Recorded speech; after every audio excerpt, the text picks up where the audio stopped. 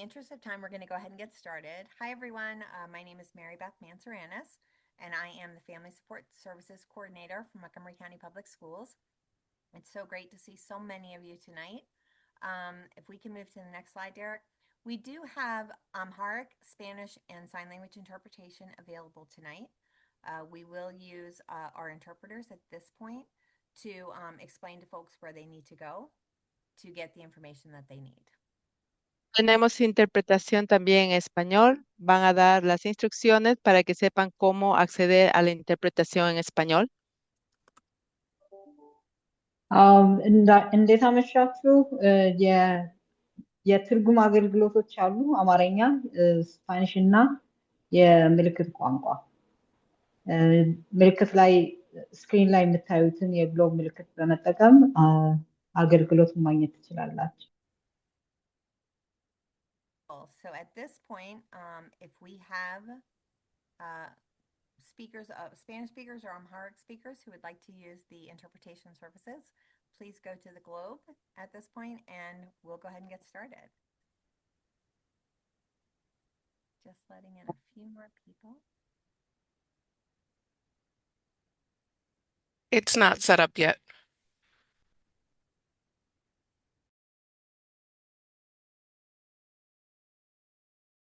Eric, we ready? Yep, we're good. Okay. Cindy and Janet, are you in? Perfect.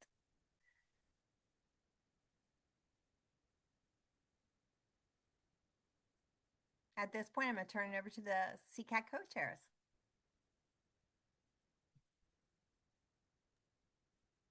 Hi, everyone. I'm Amy Bloom. I've been a SECAC co-chair 5 years now. Time is going very quickly, sometimes very slowly. We have 2 boys. Our older son is a freshman at BCC, and he's been receiving special education inclusion services in MCPS since kindergarten. So we've sort of been at this a long time. I am also an educator. I teach adult ESL at Montgomery College. And I just want to welcome everyone. If you're new, welcome. And we hope that you come back to our familiar families. It's really nice to see you. I know it's really hard to motivate for these evening meetings, and it's really comforting to see so many of you again and again.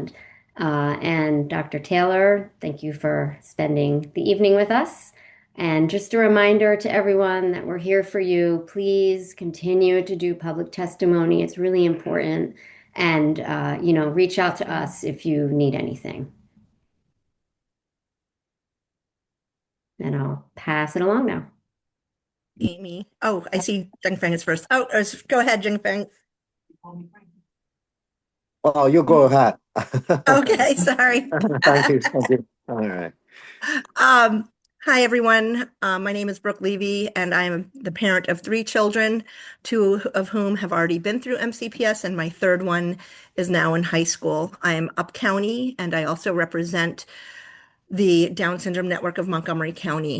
I'm their executive director. And so welcome, everyone. I'm glad to see so many people here this evening. All right. Good evening. My name is Dr. Jingfeng Huang. I have been parent co-chair. I forgot how many years, maybe a couple years already. Very nice to meeting you guys again and again, as Amy said. So really a great pleasure serving in this capacity. I'm actually a machine learning engineer in my full-time job. So I have 2 daughters. One is senior in Richmond Montgomery High School, now going through college application. But my younger one is 7th grader at Robert Frost, who is in special education program. And I really appreciate MCPS supporting us. But at the same time, I hope the SECAC can also work along with MCPS in many ways. That's why I'm really appreciate Dr. Taylor is able to join us today. I think over my couple years of serving as parent co-chair, it's the first time we have seen superintendent actually attending our SECAC meeting. So definitely that's a big thumbs up for Dr. Taylor. Thank you so much for coming to join us tonight. Thank you. And welcome, everyone. Staff?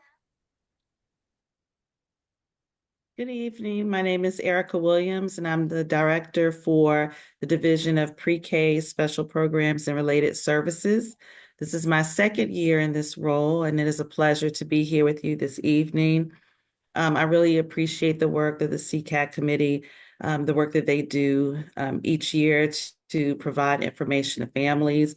It's just a pleasure to be here with you this evening. Thank you for having me. Good evening, everyone. My name is Jada Langston, Director of Division of Special Education Services. It is a pleasure to be here with you tonight, and we look forward to having a wonderful meeting. Thank you.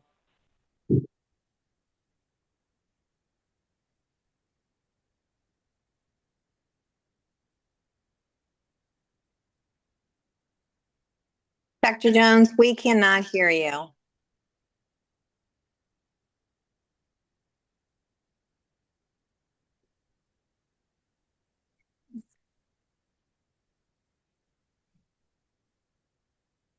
Hear me? Now I can. Okay, and then I see my screen went black. This is real fun tonight. So, Dr. Lisa Garrett Jones, Associate Superintendent of Special Education, excited to be here. Thank you for the support, team. Thank you so much. At this point, I just hopefully you can hear me because I'm having.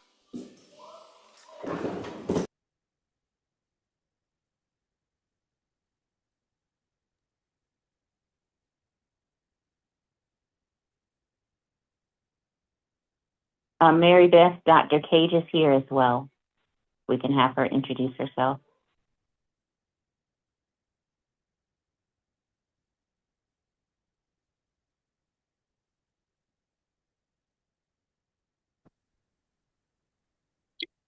Good afternoon, everyone. My apologies that my camera is not on. I am driving, but I am Dr. Margaret Cage, the Chief Student Support Officer over Specialized Support Services, which encompass special education and mental health and well-being supports. Thank you so much to everyone that has assembled here today, and I am looking forward to a progressive meeting.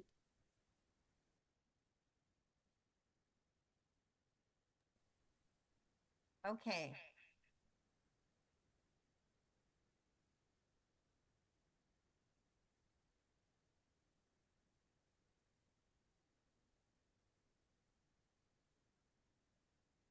Hello, can you hear me? Yes, we can. A little bit echo though. Yeah. Okay. Okay, so this is tonight's agenda, and unfortunately, I believe that so many of us are having difficulty with technology. So I just want to say we've done our welcome, and at this point, I'd like for Miss Langston to come back on and introduce our featured speaker for this evening. Wonderful. Thank you, Mary Beth. Tonight, we are privileged to welcome our Superintendent of Montgomery County Public Schools, Dr. Thomas Taylor, as our guest speaker. As the leader of our district comprising of 211 schools, more than 160,000 students, and 25,000 staff members, he oversees the 15th largest school system in the United States. Dr. Taylor began his tenure with MCPS on July 1st, 2024. He brings over 25 years of experience in education, including more than 12 years in district-level leadership and 6 years as a superintendent.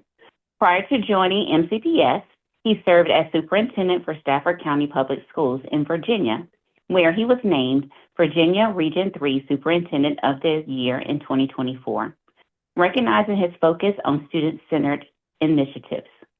Dr. Taylor is an engaging storyteller who effectively connects his experience to our work, inspiring others to visualize and aspire to similar achievements in our school district. Let's welcome Dr. Taylor.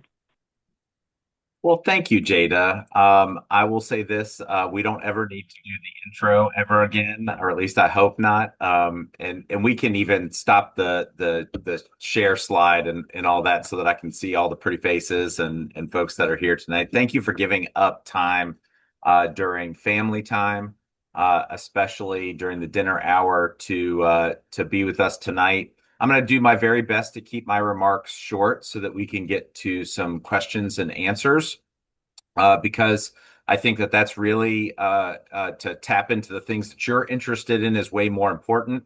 I'm delighted that this is my second SECAC meeting and that I had the privilege of joining everybody last year to talk about a number of issues that were coming about. And one of the primary issues that we talked about was staffing.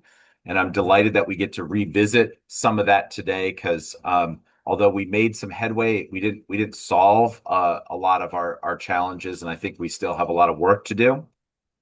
But with that, I just want to say that I've spent an awful lot of time reflecting over the last few weeks in particular on kind of where we are as a school district, kind of where we are as a community. And it's hard to do that without thinking about the backdrop of the federal government and a lot of the drama that we're seeing play out in the federal government and how that influences us close by in Montgomery County, but also, just nationwide as well. But it seems amplified because it's so close to home. And in that reflection, I mean, I'm thinking about IDEA and how long that has been a piece of landmark legislation. It's going on 50 plus years of being enacted. And in that 50 plus years, it feels like progress is really slow and that it can be frustrating and that the experiences of a lot of our families still feel like there hasn't been a ton of progress. And I just want everybody to know that we're experiencing that and we're seeing that and we're hearing that and we are listening and that we are committed to seeing IDEA fulfilled and that we do want to see that progress and we want that to be noticeable and we hope that we deliver on that. It doesn't mean a whole lot when it's just words, but when there is action behind those words, and I hope that you see that action behind the words, that carries a lot more meaning. And so thank you for being here. Thank you for being a part of this important conversation. The one thing that Jada didn't mention in her fabulous introduction, which was way over the top, is that I'm also a parent of a child with disabilities.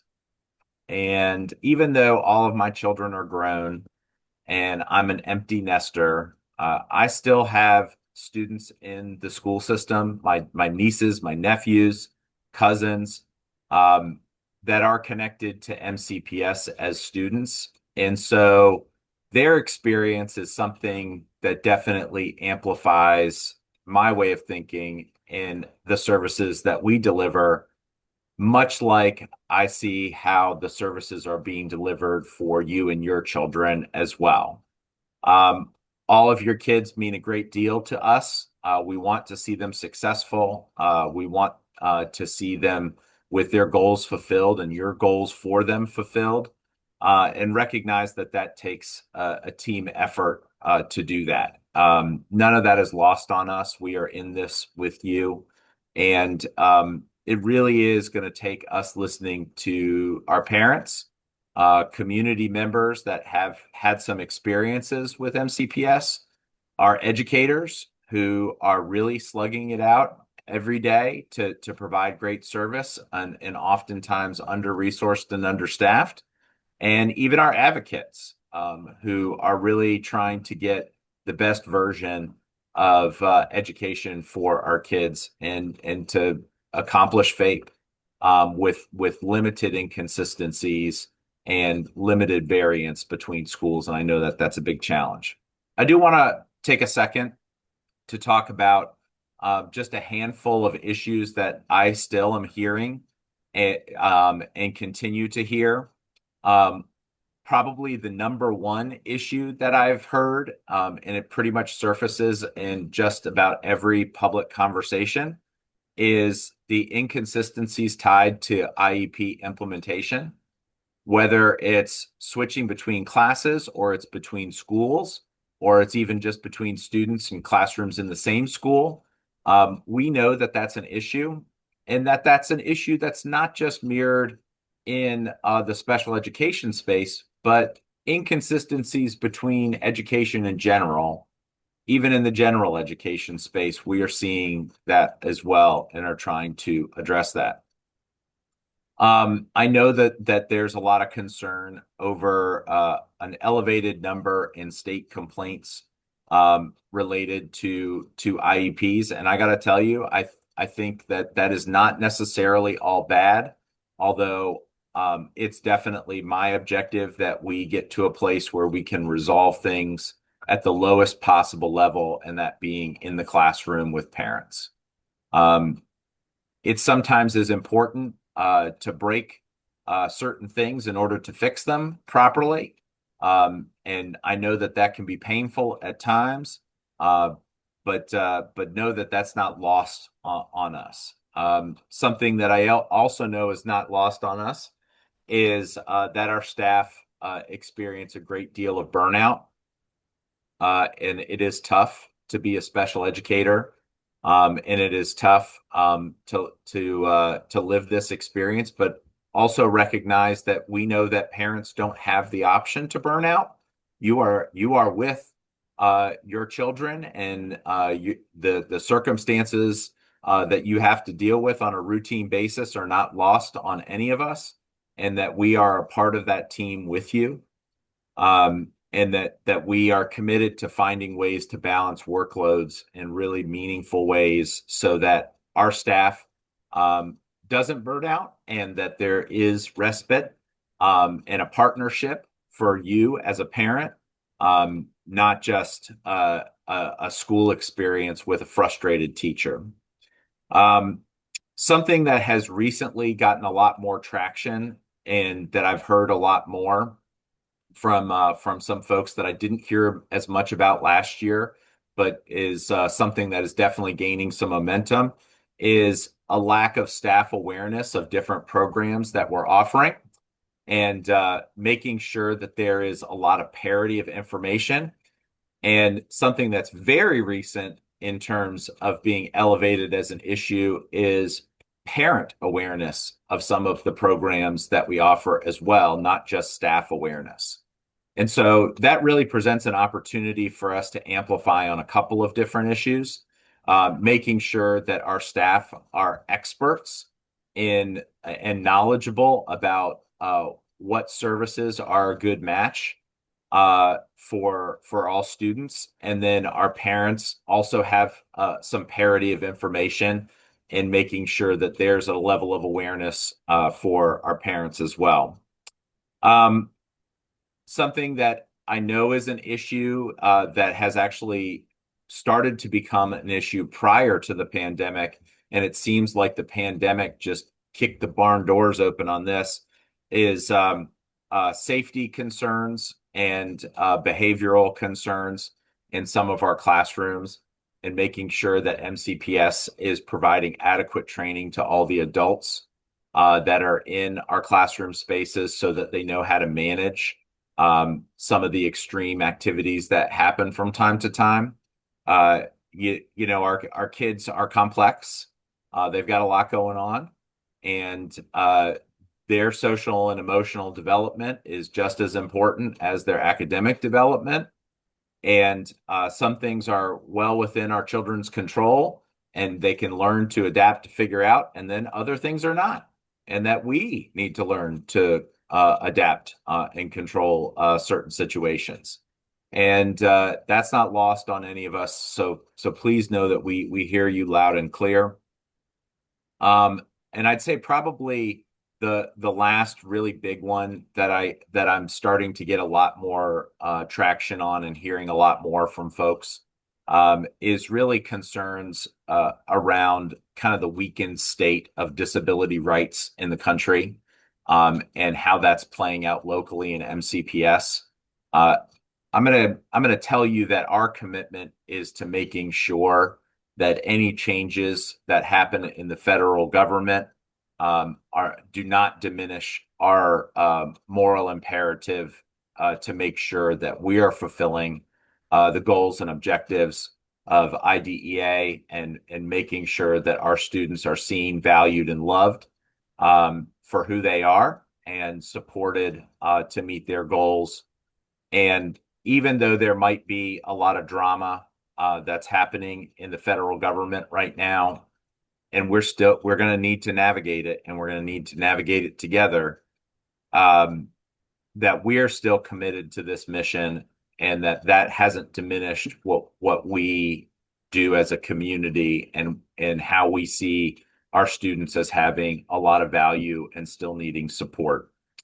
So I want to make a handful of commitments before we kick it to some Q&A, and we can do this a number of different ways. And I'm not sure what Amy and Brooke and Dr. Wong you had in mind in terms of like doing pre-prepared questions, because I've got a list that I got in advance, or whether you want to go straight to Q&A, but or open Q&A. But I know we only have an hour. So here are our commitments that I think are really important, and I know people might have to jump off too, so I wanted to get to this early.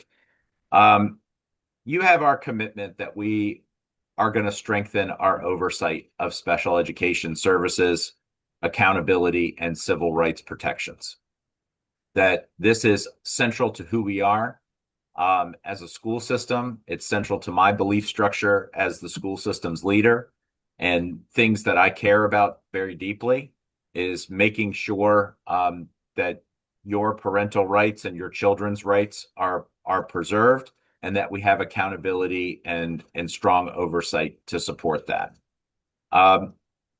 Something I think that I'm particularly good at and can help our special education team, because that's not my skill set, is with resources and making sure that we continually prioritize special education services and resources as a top priority of the school district. I am so proud that we were able to help our county leaders, both on the school board, who are all champions of students with disabilities, and our county council and county government, see the wisdom in providing the supports that we promise in the form of staffing. We took a big jump in terms of allocated staffing last year. The embarrassing piece is that jump didn't actually improve anything. It just staffed us to where we said we were supposed to staff. But that was a big enough jump where I think it showed that people believe and see the need as being real. And you have my commitment to making sure that we continue to make improvements on that staffing model, and that will be a central part of budgets both this year and in future years to come, because we think that this helps to solve a lot of concerns, not only stabilizing our resources, but also offering an opportunity for us to balance workloads and make sure that our educators are not getting burnt out at the speed and rate in which they currently are. Along those same lines, making sure that we have some really concrete program quality metrics that we follow through on makes a big sense. The last big commitment that I want to make sure that everyone knows is that access and barriers to access is a real issue in MCPS, and meaningful inclusion, not just inclusion for inclusion's sake, really needs to be some of the guiding light behind a lot of our decisions moving forward. And I know that this is going to sound critical, because I don't intend it to be totally critical, maybe just a little bit critical, but we talk a good game in MCPS around equity. But when push comes to shove in terms of delivering equity, I think we have a long way to go. We've made great strides in the last several years in terms of elevating the equity dialogue and certainly committing some resources to equity, but I think we have a long way to go. And just know that that's at the center of our decision making. I grew up in Montgomery County. I intentionally moved back to Montgomery County with my family because this school system matters. I went to and graduated from Montgomery County Public Schools. As I mentioned before, I have nieces and nephews and cousins that attend Montgomery County Public Schools. Your children are valued, and they mean a lot to me personally, not just as a school system leader. And we are missing out when we are not delivering the level of care and services that you expect. We have a long way to go, but I do think that we can get there working together. And I'm just so proud of this group and this partnership and the team that we've assembled this year to help guide some of this work. I think we genuinely are going to get there, even though I know it's going to take some time. So, Amy, Brooke, Dr. Wong, I don't know what the order of operations is. I've got a list of questions if you want me to go through those questions. Okay, sounds like a plan. Yes, All right, go very through the good. questions, please. All right, very good. Okay, everybody, I'm going to do my very best. I may even enlist the expertise of MCPS experts like Erica Williams and Jada Langston and Dr. Jones to help me out with some of these things. Because some of these are very technical, but I'll give you a high-level response just so that you can hear it from me too. First question was, what will happen to special education and MCPS without the Department of Education oversight for students on IEPs that require services? And who will enforce IDEA to ensure that all IEP accommodations are provided within our schools? Well, it's a wonderful thing that we're in the state of Maryland because although I hate to admit it, we don't always get it right. And it is good to have a partner that helps you see things through a different lens. And I think that the federal government and its implosion, especially around education in general, let alone special education, is not positive and is not going to be helpful. And I think that it defers a lot of responsibility to MSDE and to the state to be that partner. The good news is that Maryland believes in the tenets of IDEA. They believe in this work. They have provided support to us before. They are going to continue to provide support in a lot of this capacity. But more than all of that, this is really a rallying cry for us to get our act together and to really make sure that as a school system, our initial delivery of services matches the intent of IEPs and matches the intent of the law and is also fulfilling that moral imperative to provide services. I am very concerned about what the federal government is doing. We just need to have a backup plan and be prepared to either close the gap with funding and resources, but more importantly, close the gap by providing services initially in a much better manner than we have been, and try to reduce that variance between schools and between classrooms and between kids and their experience. The next question, what specific resources will be allocated to MCPS in light of the DOE being dissolved and ensure that our children have a robust and comprehensive education while still having their required supports?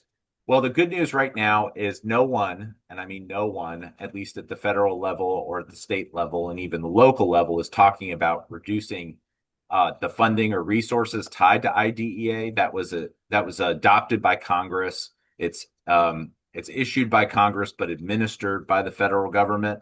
The good news is I think we're probably okay in that space. That being said, independent of what the federal government does, I think that this is the time for us to take a hard look at staffing ratios and take a look at service supports in general, so that we can make sure that we're providing that continuity of services. One of the things that I've observed that I think could be a real benefit to us is making sure that whatever we do in terms of staffing that we lock in those expectations through having hard rules. Right now, what we have are staffing guidelines that when those guidelines get stretched, we don't always respond with additional staffing the way that we should in the moment. And I'll give you an example of that. Right now, MCPS's enrollment is declining. It is. Our special education enrollment is going up. So even though our enrollment is declining, our special education enrollment continues to go up. That means that we have to be sensitive to enrollment changes even after the start of the school year, maybe even especially after the start of the school year, and to have some plans in the back of our mind in terms of hiring ahead, maybe even allocating extra positions on the front end, knowing that there is likely going to be an increase in specific areas. And one of those specific areas that I'm really, really concerned about is discrete programs. I'm not really paying attention to the chat, but I did see this pop up, the concern over special education teacher turnover and churn. The number one thing that adds to teacher turnover and teacher churn is really simple: the workload and pressure associated with the job. And we know that in the spaces where the staffing is fulfilled properly, and there is balanced workload, we have less churn. So there is some magic behind this. It's not guesswork. We know that when properly resourced, those classrooms have less churn. So that does make a difference. The next question. There's a systemic issue across MCPS that discourages students in special education from taking accelerated classes, such as honors, AP, IB, because MCPS does not provide a co-teacher or a paraeducator or appropriate level of training to teachers that allows students on an IEP to excel in these advanced classes. Some students on IEPs and 504s are capable of succeeding in these classes with extra support. However, high schools do not typically provide the additional class support needed. Encouraging these students to take accelerated classes and providing resources to support learning will help us to close the performance gaps as evident between students receiving special education services and those that do not. All students deserve access to accelerated courses without feeling like there is no safety net built into the schools to help them succeed. Could not agree more. This is a total missed opportunity for us, and really something that I feel like is something that we could really shine at as a school system. I think that we struggle in general with honors, AP, and IB courses in the first place, in terms of defining what that actually means, but doubly so when providing adequate support for students with disabilities. So get ready for this. I'm going to say something that's gonna cause some eye rolls on my team, and so team, put your best poker face on, because I know you're going to be mad at me after this.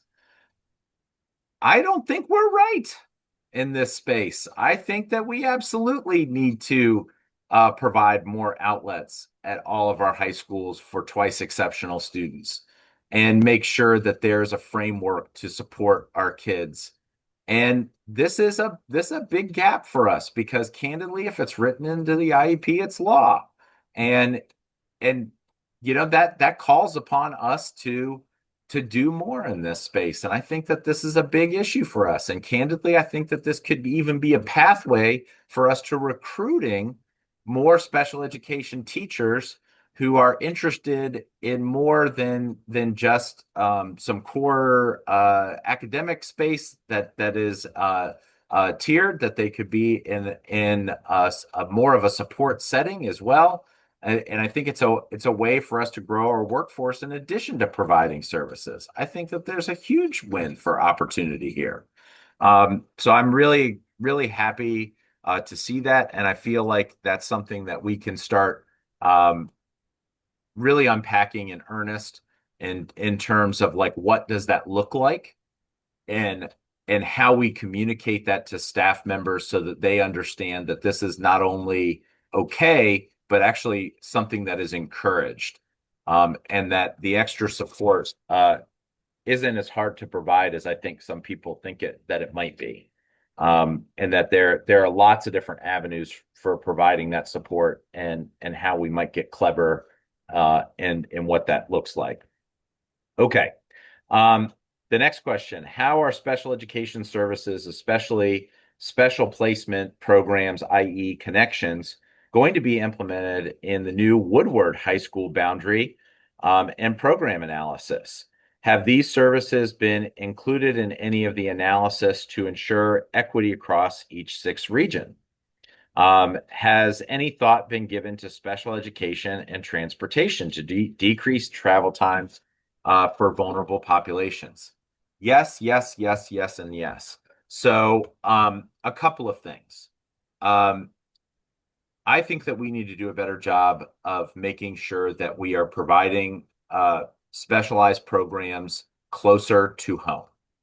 I think it is a real issue for us as a school system to put your children on a bus for a very long period of time, unless it's for a very, very good reason. And I think that we have enough activity going on throughout the county, and we're big enough as a county where we need to start using this to our advantage, and to be thinking about how we serve students with a much, much shorter distance to travel, if not at their home school, in a really meaningful way. So to that end, I know that there's a lot of dialogue and discussion about academic programs and, in different regions. Having different regions for the county is just as much about operational efficiency as it is about academic efficiency. So for us to compel smaller areas in which to travel, it really does give us a chance to shorten some of those travel times for our students. And I see students with disabilities benefiting from that when there's opportunity that's closer to home. I can't speak directly to the Connections program per se, but I think that makes a lot of sense for us to have equitable program access in different parts of the county, not just in 1 or 2 places. And that I think that there's a real opportunity for us to really get that right. So to answer the question, whether it's Woodward or whether it's somewhere else, I think the whole idea behind this is to have smaller units of 4 or 5 high school clusters at a time, and their feeder schools, to have equitable program options available to students within that zone. And for a lot of our kids, that will cut down on transportation time.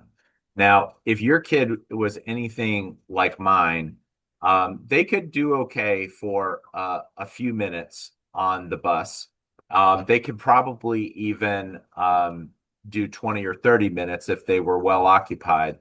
But you get past that, and things get really, really dicey for a lot of our kids, especially ones that have some attention issues or some behavioral issues. And so this is a part of that continuum of service that we need to be sensitive to their learning environment from the time they get on the bus to the time they get off the bus, including the bus, and what that looks like, because their bus time is not always a pleasant experience for a lot of our kids. And that needs to be something that is really something that we pay attention to and that we're sensitive to. Okay. What is being done? The next question: what is being done to attract and retain special educators, especially for discrete programs? These programs experience high turnover and are often not staffed by professionals well into the school year. Has the county explored options like stipends or extra bonuses? As a matter of fact, yes. And here's what I can tell you. There are some probabilities that we can assign. Now, as scary as that question in that scenario is, we actually do a lot better than a lot of our neighbors.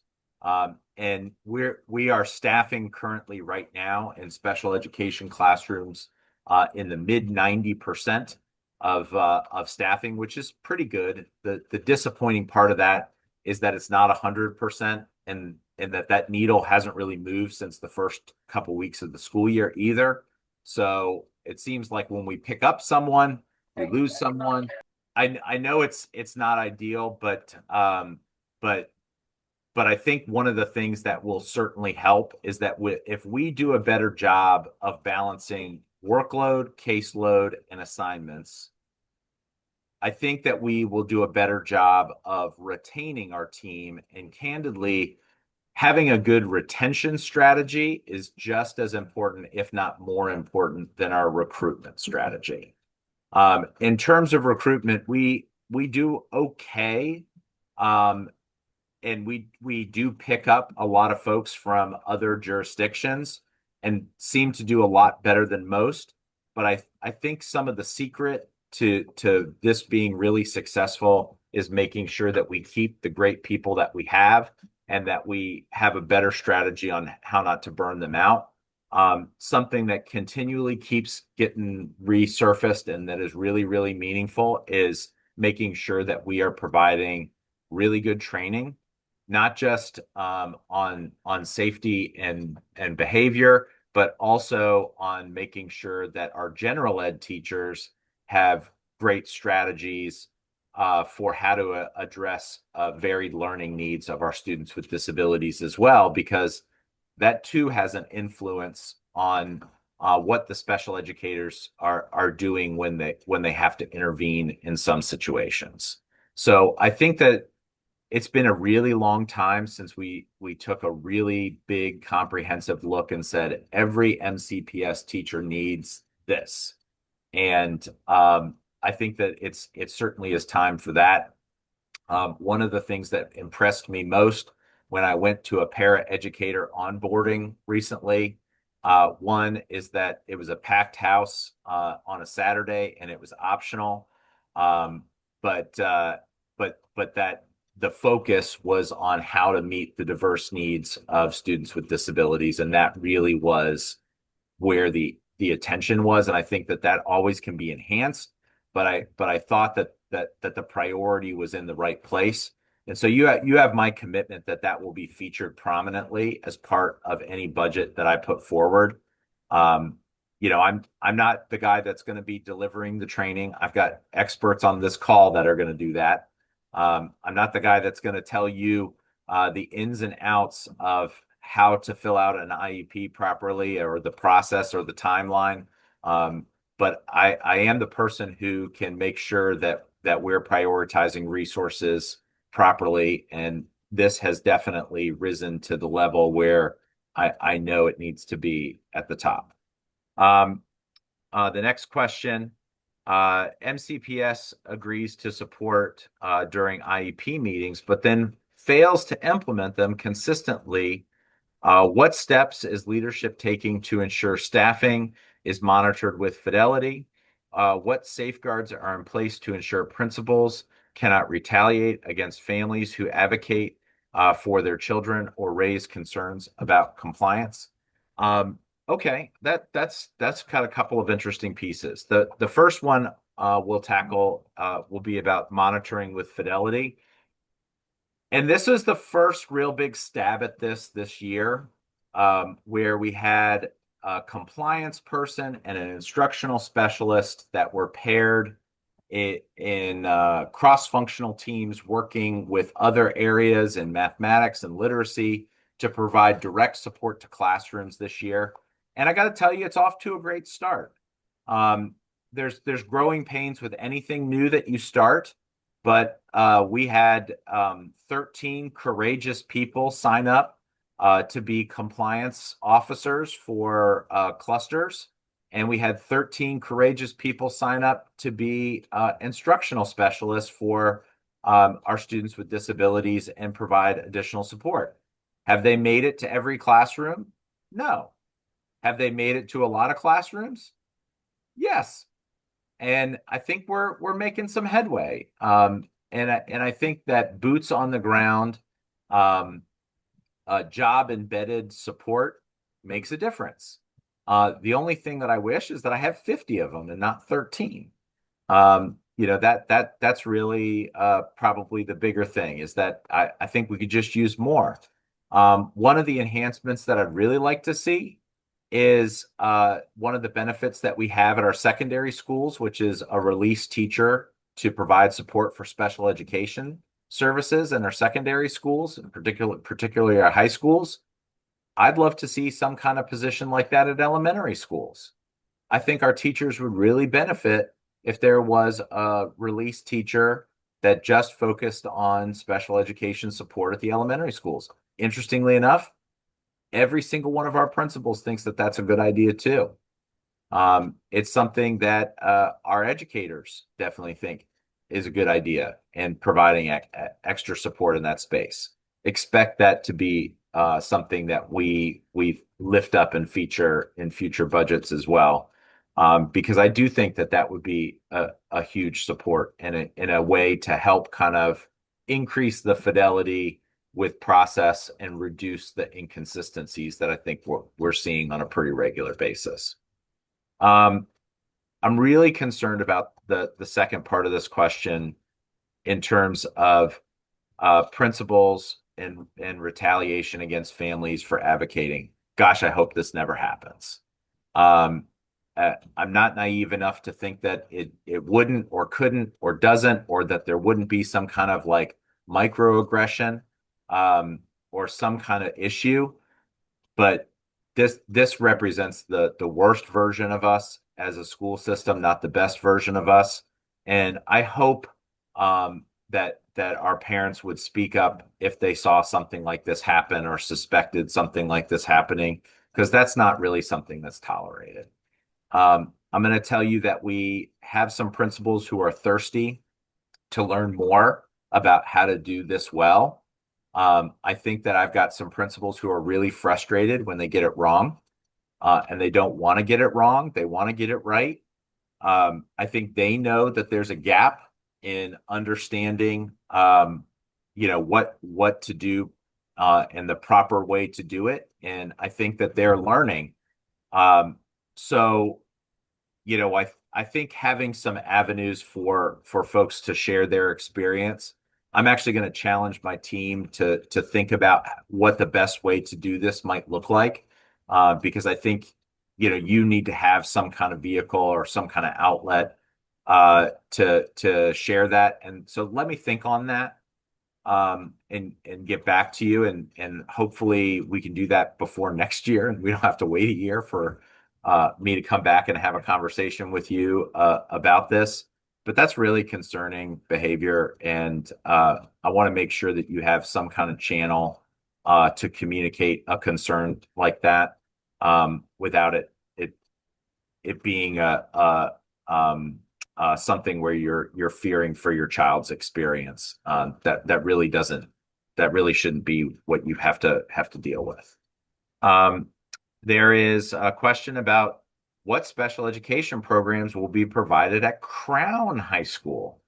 And for whatever it's worth, we could say, Woodward High School too, and throw that into the mix, even though that's not part of the question. And I think the answer is it depends. I think it will largely depend on what the Board of Education decides it wants to do with Crown High School. Because I know that there's some talk about using it differently than what its designed intent was. But as with any new school, so Crown Independent or Woodward Independent, I think the first place to start is to take a look at the attendance zone and the students who are within the attendance zone, and to say, okay, this is the population that we're primarily serving at this brand new school. What sorts of programs make a lot of sense to serve the most amount of kids within this attendance zone? And does it make sense to have additional students from other places nearby?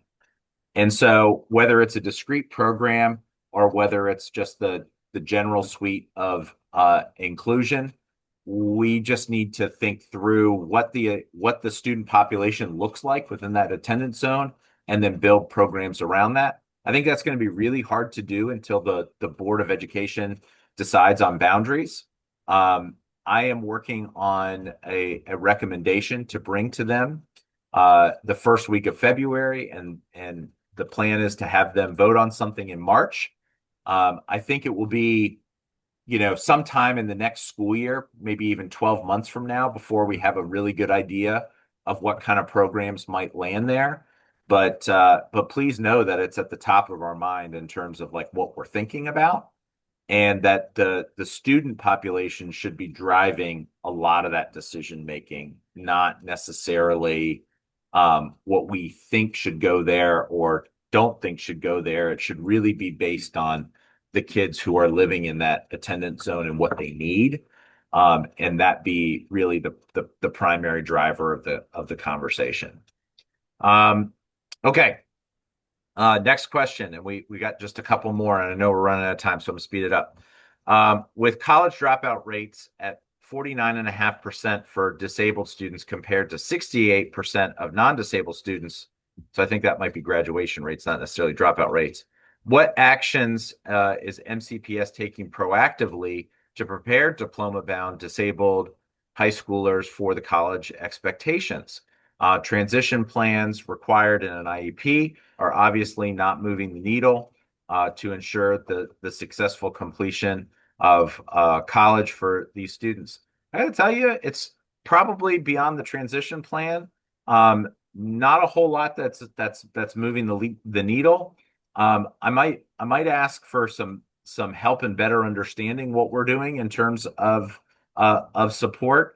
I know that that's a tricky transition. I've even had a student who didn't do that really well, and actually really struggled in that space and trying to land the plane with support. It didn't go well because the K through 12 conversation is a very different conversation when your child becomes an adult, and there's a lot of expectations around self-advocacy. And you as the parent get put in the back seat. And I got to tell you, the first time that happened, I didn't feel great about that experience when I was trying to protect my little baby from all of the dramas of the world.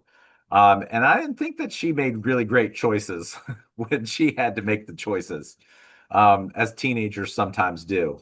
So, I think that there's room for improvement in that space. So I appreciate elevating that. I don't really have a great answer for that.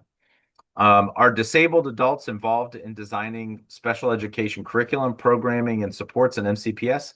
I don't have the foggiest clue, but what a great idea. Thank you for elevating that as an idea. I'm pretty sure that that'll be talked about at future SECAC meetings. But I love that idea. I think that's great. That to me sounds like exactly what we should be doing. What is the inventory of special educators available for elementary and secondary school age kids? Just very quickly, we are in the high 90% in terms of our fill rate for special education in the inclusion space, and we're in the mid 90% to low 90% range in terms of some of our discrete programs in our fill rate. So the good news is it's above 90%. The bad news is it's not 100%. We are better off than a lot of districts, but still a lot of room for improvement in that space. And the last question I got, and I know we're running out of time, so I'm going to make it quick. What is MCPS's plan to address the intense and aggressive behaviors in LREs not designed to support these behaviors? We have a long way to go in terms of training and follow-up support. We also have a bad habit of one and done training, and that is not amazing. So I think that there is a lot of room for improvement in terms of what we provide in terms of training and support, and how we might follow up with that. Okay, I know that we are running short on time, but I do want to get to at least two questions that came from folks, and I saw one hand popped up and then it disappeared, and then I see one gentleman with his hand up, and so I didn't catch who had the hand up and disappeared, but you, sir, I see that you've got your hand up. Go ahead and ask your question real quick, and you might take us home. Uh, thank, uh, Thank you, Dr. Taylor, for joining this meeting. We appreciate that. I have written a tool using AI to target idea provisions B and C. I just had a call with Chief of Staff, Mayor's Office of DC.gov today to show them this tool. Cool. I'm trying to reach you and Erica Williams. If I could get a half an hour or a 45-minute meeting, it's been me and 3 doctors who together have written this tool that could help a lot of issues that you already discussed and simplify a lot of heartburn that is happening right now. Well, thank you very much for that offer. Erica, if you could send a message to him with our email addresses, we'll see what we can do to set something up. All right, Laura, you're up. You get to be our last question of the night. Oh, wait. We lost you for a second. You're on mute, Laura, but that's okay. We're going to wait for you to unmute. Laura was also walking with her cell phone. So, okay, can you hear me now? Yes, we've got you, Laura. Okay. All right. Sorry, I am, multitasking mom. Sorry, BCC, PTSA, Inclusive Ed. Thank you so much. I feel like this is a little bit of a less a less high level question, but I think it will be relevant. I put it in the chat, which is that Canvas is really hard for kids with executive function issues to navigate, especially when every teacher does it slightly different. This adds to students with special ed who are already struggling to keep up with their classes. Is there anyone in the district, because I've been told this is partly a district issue, who is interested and willing to look at ways to not, hamstring teachers to be creative and independent, but try to streamline so kids don't waste valuable learning time trying to find where their assignment is or where the update was, et cetera, et cetera. Yeah, Laura, and actually this is a definitely a global issue, and I'm going to compound it even further in saying that the Canvas is also not great for our visually impaired kiddos. Totally. That we've got some challenges with a lot of that as well. So, interesting piece with Canvas. It's in our best interest to help the kids try to navigate with this. And maybe it's setting some expectations for consistency between classrooms as part of it. But I also think that there needs to be an investment in, dare I say, training for the kids and how best to navigate it, and some reinforcement with that as well. And the reason that I mentioned that is because Canvas is a very popular tool in colleges as well. And so one of the things that might actually help answer some of the transition question is getting our kids comfortable with tools that they're going to see, not just here in MCPS, but also getting them comfortable with tools that they might see after they leave MCPS. So I think that there are some solutions. I think one of the solutions has to do with templates that offer a little bit greater consistency. And then I think that there is some back end things that we can do with making sure that the kids are having some practice navigating it with some supervision without just expecting them to just know. I think one of the things that we make as a mistake as educators is, we assume when we develop some comfort utilizing a tool that the kids show up having that same level of comfort. They don't. And I think we make a lot of assumptions that are not necessarily valid assumptions. And so I think you're right. I think that there's some improvement in that space. So, Laura, thank you so much for the extra question. And thank you for elevating that as an issue, because no, that didn't make my top 6 critical issues, but it absolutely is something that people are having as an experience, both as a parent. Something else I hear from parents an awful lot about Canvas is, I can't ever find my kids missing whatever. And there's something to that too. So I think that there's a lot that we can do in that space. I didn't see all the stuff that came through in the chat because it kind of came through pretty quickly. But I am going to ask our special education team to capture all that, to see if we can also get back with some written responses to some of the questions. And I just want to thank everybody again for giving up some of your time. I know I didn't have perfect answers for everything, and that I don't have the answers for everything. But just rest assured that I'm committed to working with you to find those answers, even the things that we don't always know about. I'm pretty sure that I'll get a stern talking to from my team on the stuff that I didn't say properly or messed up. But know that any of those errors were errors of the head and not of the heart. And that we are committed to serving you and your children in really meaningful ways. Thank you so much. And I'm going to step off. I know that you all may have some closing activities, but just wish you well, and thank you all so much for being here. Thank you, Dr. Taylor. Thank you. We have, hopefully you all can hear me. I'm on my phone now. We have captured all of the questions and put them into a document. And so we'll be able to share all of those questions, as Dr. Taylor said, with the special education leadership team. And we will use that as part of our feedback on feedback section at January's meeting. So again, thank you to Dr. Taylor. We really appreciate you being here tonight. Thank you to all of you. Okay. Amy is letting me know that you all can hear me. I'm using my phone. So I'm glad that that is working out. We're going to go ahead and continue on. If you're MCPS staff, obviously you're welcome to stay. But once we're done with these next couple of slides, we will move into some parent time. So Family Support Center news, it's really just a reminder that I'm here. My goal is to provide support to families in any way that I can. Sometimes that involves me chatting with you and us working through a problem, and sometimes it involves me reaching out to colleagues at MCPS to help you find the right person. If you need information on resources, that is the link. There's also a QR code there. Thank you for that, Derek. And then I also have a mailing list that I'll send out to folks, like if there's a workshop that's coming up that I think people might be interested in, or for example, tonight's meeting, I sent that message to all of them directly. So if you are interested in being on the Family Support Center's email list, it's literally me sending you emails. Please feel free to sign up.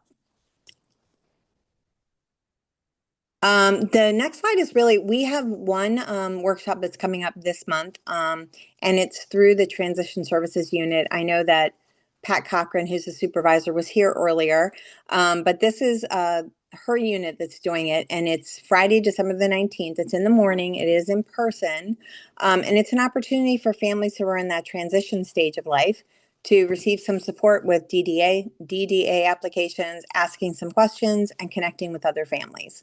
So if you are interested in participating in that, I believe this is the third coffee that they've done, please RSVP to Amber or call that number. The transition unit is very interested in supporting families through, what can be a hard time, right, as you're working through all of those changes. So this is an attempt to try to help connect you to others who are going through some things, and also to provide you those contacts for the DDA applications. I don't know why I'm struggling with those initials. Okay, next. So at this point, I don't know if we have community partners here. I know that Melanie is here from X Minds. I don't know if you have anything, but if any of our partners are here and you want to come off mute and share with everyone on the call some things that might be happening with your organizations, we'd love to hear from you.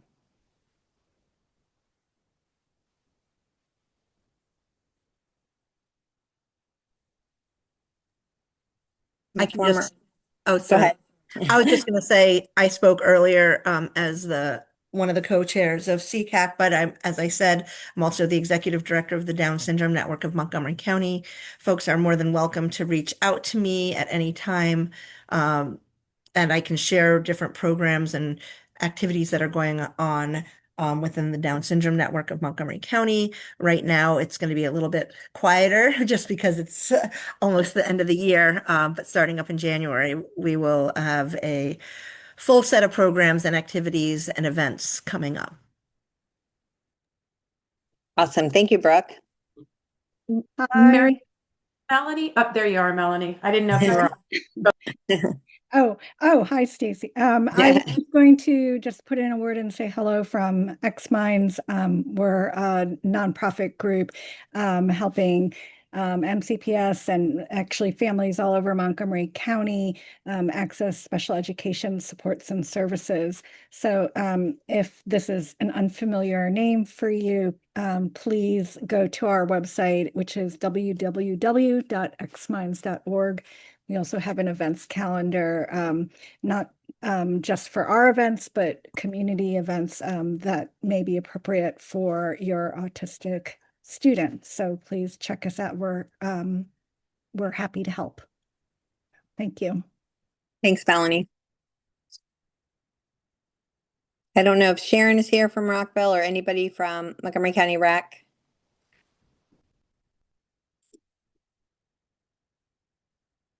Okay, so wait time is shorter just because it's later.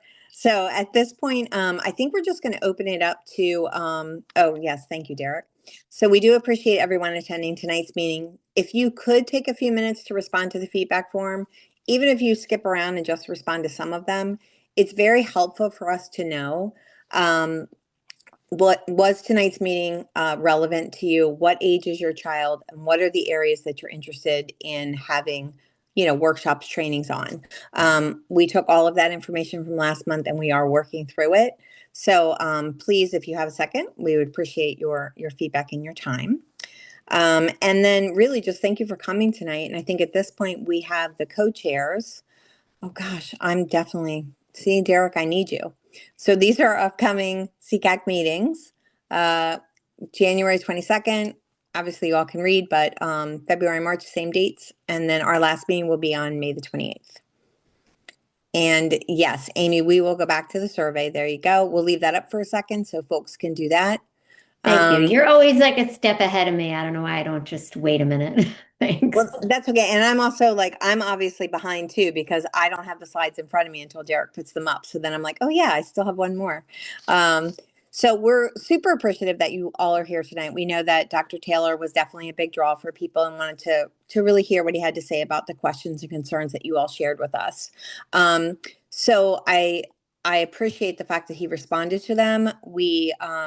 I don't know that we necessarily captured all of those responses, but as usual, this whole video, tonight's meeting, will be posted on the SECAC website. So you'll be able to go, you'll be able to review the recording. So if there's anything that he spoke about that you maybe wanted some clarification on, you go back to look. I did capture the questions in the chat, and as long as we were recording, we're able to also have a record of the questions. So we will meet as a team and talk about those. If you have any questions, folks who are here now, that you didn't have a chance to put in or that you don't put into the survey, please feel free to reach out to me directly or to Dr. Jones or to Ms. Langston or anybody on the sort of MCPS team that you feel comfortable with, or the co-chairs. Because again, we're here to support you.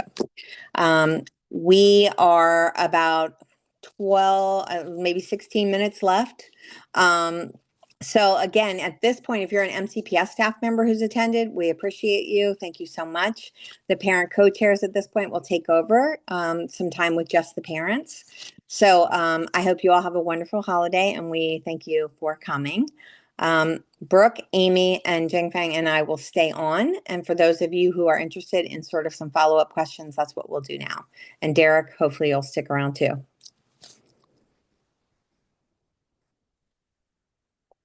I'm going to give everybody a second. I mean, you're welcome to stay, but this is a great time for parents to just sort of dialogue.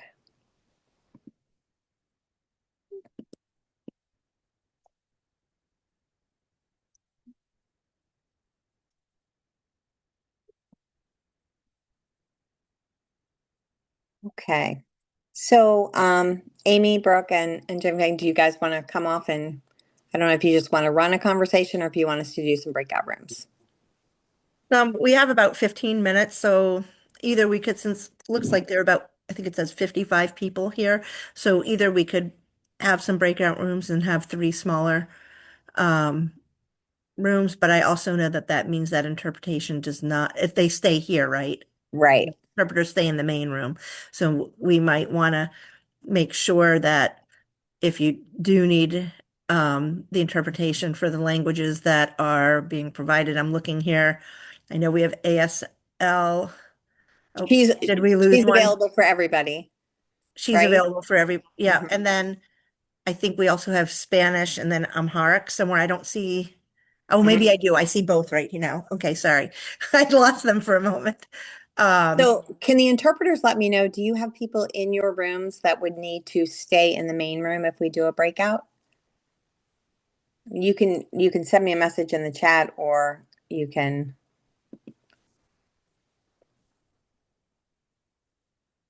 send me a signal. We just don't want to move into breakout rooms and have people lose translation if in fact you have folks in your room who need you interpreting. Yeah.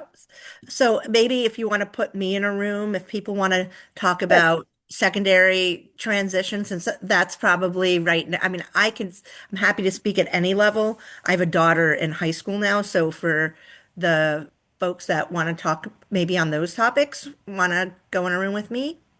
Sure. So room 1 will be, oops, we're going to rename it. Yeah, I mean, we don't have much time, so No, we have like 15 minutes. people just, yeah, however you want to. But I would see who is using the interpreting option. Yeah, okay. Should we have people write in the chat if they still need an interpreter and which one or no? Would that help for the breakout rooms? Okay. All right, I'm going to room 1. Okay, thank you. Are we So if you're breaking to 3? Yeah. if you have a student in secondary, oops, in room, you can go to breakout room 1. Sorry, which is down at the bottom. You just pick breakout room. Although, Derek, are you doing something? Derek inviting me to join room number 3. So should I go to number 3? Yeah, And I'm Amy- helping assign also if someone needs help. Okay, so you all can just pick, and then Amy will stay here.